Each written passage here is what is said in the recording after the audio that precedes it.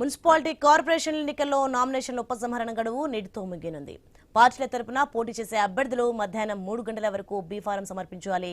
Independent అభ్యర్థులకు ఇవాళ గుర్తులు కేటాయించనున్నారు. సాయంత్రం తుది జాబితా విడుదల చేయనున్నారు అధికారులు. ఈ నెల 11న మున్సిపల్ ఎన్నికల పోలింగ్, 13న కౌంటింగ్ జరగనుంది. రాష్ట్ర వ్యాప్తంగా 22,519 మంది అభ్యర్థులు 29,742 నామినేషన్లు వేశారు. ఇండిపెండెంట్లుగా 3,748 మంది నామపత్రాలు అందించారు.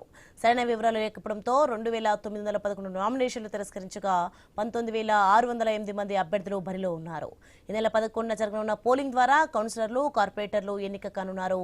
మున్సిపాలిటీల చైర్పర్సన్లు, వైస్ చైర్పర్సన్లు, కార్పొరేషన్ల మేయర్లు, డిప్యూటీ మేయర్ల పరోక్ష ఎన్నిక కోసం ఈ నెల 14న నోటీసు జారీ చేస్తారు. ఈ నెల 16న ఉదయం 11 గంటలకు మున్సిపాలిటీలో కౌన్సిలర్లు, కార్పొరేషన్లో కార్పొరేటర్లు ప్రమాణ స్వీకారం చేస్తారు. అదే రోజున మధ్యాహ్నం మున్సిపల్ చైర్పర్సన్లు, వైస్ చైర్పర్సన్లు, కార్పొరేషన్ల మేయర్లు, డిప్యూటీ మేయర్ల ఎన్నిక నిర్వహిస్తారు. రైట్, ఇదే అంశానికి సంబంధించి మరింత సమాచారం మా ప్రతినిధి ప్రశాంత్ అందిస్తారు. ఎస్ ప్రశాంత్. మున్సిపల్ ఎన్నికల మినీ పోరు సిద్ధమైనట్టే అనిపిస్తోంది. ఎందుకనంటే ఇప్పటికే నామినేషన్ల ప్రక్రియ కొనసాగింది. తర్వాత ఈ రోజుకి 3 గంటల వరకు ఎవరైతే ఆశావాహులు ఉన్నారో, అభ్యర్థులు నామినేషన్లు వేశారో వారంతా కూడా పార్టీ తరఫున బీ ఫామ్ అందజేయబోతా ఉన్నారు. ఆ తర్వాత ఎవరైతే వారు ఉన్నారో అంతా కూడా స్క్రూటినీ జరిగిన తర్వాత ఎవరైనా సరైన పత్రాలు చేయలేరో వారందరినీ కూడా తిరస్కరించే అవకాశం ఉంది. దీనికి సంబంధించి కూడా ఈ రోజుతో పూర్తిగా ఎవరైతే ఎన్నికల బరిలో నిలబడుతున్నారో వారంతా కూడా తుది జాబితా కూడా మరి కాసేపట్లో బయటకు రానుంది. మొత్తానికైతే 7 కార్పొరేషన్లకి, అదేవిధంగా 116 మున్సిపాలిటీలకు తెలంగాణ వ్యాప్తంగా పెద్ద ఎత్తున ఈ యొక్క ఎన్నికల సన్నాహాలు మొదలయ్యాయి. పూర్తిగా ఇప్పటికే ఎన్నికల కమిషన్ కూడా పూర్తిగా ఎక్కడికక్కడ ఏర్పాట్లు చేసింది. ఏర్పాట్లు ఎలాంటి జాప్యం లేకుండా ఏర్పాట్లకు సంబంధించి కూడా కట్టుదిట్టమైన ఏర్పాట్లు చేసింది. రేపటి నుండి ప్రచార హోరు కొనసాగబోతుంది. తెలంగాణ వ్యాప్తంగా మైకుల హోరు, అదేవిధంగా పట్టణాలలో ఎవరైతే అభ్యర్థులు ఉన్నారో వారంతా కూడా తమ అభ్యర్థులు తమ ఓటు ఖచ్చితంగా ప్రజల వద్దకు వెళ్లి ఓటర్లకు ప్రసన్నం చేసుకునే ప్రయత్నం చేయబోతా ఉన్నారు. ఇప్పటికే ఎక్కడికక్కడ ఎన్నికల కమిషన్ కు సంబంధించి కూడా అక్కడ చెక్ పోస్టులు పెట్టిన ఎన్నికల అధికారులు కూడా చెక్ పోస్టులు పెట్టి చాలా నగదు పట్టుబడతా ఉంది. దాంతో పాటు మద్యము, అదేవిధంగా దాంతో పాటు పూర్తిగా డబ్బులు కూడా ఎక్కడికక్కడ చెక్ పోస్టుల దగ్గర డబ్బుల ప్రవాహం కూడా కొనపడతా ఉంది. వారందరినీ కూడా సీజ్ చేస్తా ఉన్నారు.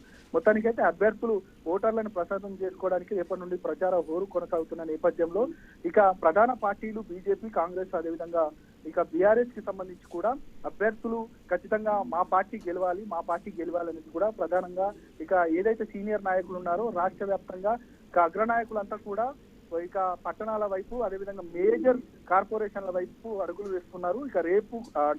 రేపు కాదు ఎల్లుండి కరీంనగర్ జిల్లాకి సంబంధించి చొప్పదండిలో సీఎం పర్యటన కూడా ఖరారైంది. మొత్తానికైతే ఇటు బండి సంజయ్ లాంటి వాళ్ళు కూడా ఖచ్చితంగా కరీంనగర్ మేయర్ మేమే సాధించాలనేది కూడా పట్టు పట్టారు. దాంతో పాటు రామగుండాన్ని కూడా దాన్ని ఖచ్చితంగా కైవసం చేసుకోవాలనేది కూడా బీజేపీ చూస్తా ఉంది. కాంగ్రెస్ ఖచ్చితంగా అధికారంలో ఉన్నాము, అన్ని ఖచ్చితంగా ప్రజలకు మేము సంక్షేమాన్ని ఇచ్చాం కాబట్టి ఎక్కడ కూడా మిస్ కాకుండా ప్రతి మేయర్ స్థానాన్ని, అదేవిధంగా మున్సిపల్ స్థానాన్ని కూడా కైవసం చేసుకోవాలనేది కూడా కాంగ్రెస్ చూస్తా ఉంది. అదేవిధంగా బీఆర్ఎస్ కి సంబంధించి కూడా గతంలో మేము 10 సంవత్సరాల అధికారంలో ఉన్నాము. ఈ 10 సంవత్సరాల అధికారం అదేవిధంగా మేము పట్టణాలలో ఖచ్చితంగా అభివృద్ధి చేశాము.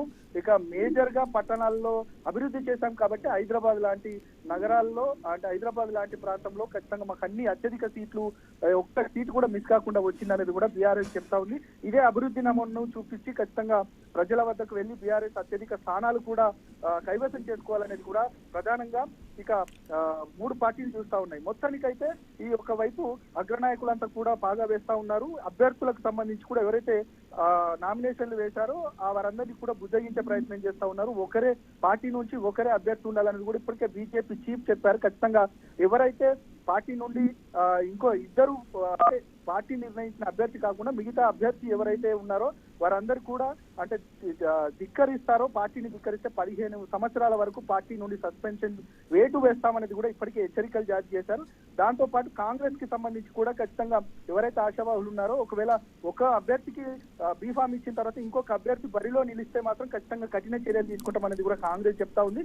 దాంతో పాటు వారిని బుజ్జగించే ప్రయత్నం కూడా మొదలైంది. వారు ఎవరైతే ఇప్పటికీ దాదాపు బీఆర్ఎస్ కావచ్చు, బీజేపీ కావచ్చు, వారందరినీ కూడా కొంత వీక్ గా ఉన్న అభ్యర్థులు ఎవరున్నారో వారందరికీ కూడా ఇటు డబ్బు కొంత ఆశ చూపే ప్రయత్నం కూడా చేస్తా ఉన్నారు. వారందరినీ కూడా విత్డ్రా చేపించి దాదాపు అభ్యర్థులను ఏకగ్రీవాలు చేసే పనిలో పార్టీలు పడ్డాయి. మొత్తానికైతే ఇక రేపటి నుంచి ప్రచార హోరు కొనసాగుతున్న నేపథ్యంలో ఇక ప్రధాన పార్టీలంతా ఖచ్చితంగా ఎన్నికల దృష్టి సారించాయి. దీంతో పాటు ఇక ఎన్నికల పర్వం 11న ఈ ఎన్నికల పోలింగ్ ఉంటుంది. 11 తర్వాత 13న ఎన్నికల ఫలితాలు ఉంటాయి. ఆ ఫలితాల తర్వాతనే ఖచ్చితంగా మేయర్ స్థానాలు, అదేవిధంగా మున్సిపాలిటీలో చైర్మన్ల స్థానాలు కూడా ఖరారు చేసే అవకాశం. మొత్తానికైతే ఇక ఒక యుద్ధ రణరంగాన్ని తెలంగాణ వ్యాప్తంగా ఈ మున్సిపాలిటీ ఎన్నికలు ఇక తలపిస్తుందని చెప్పొచ్చు.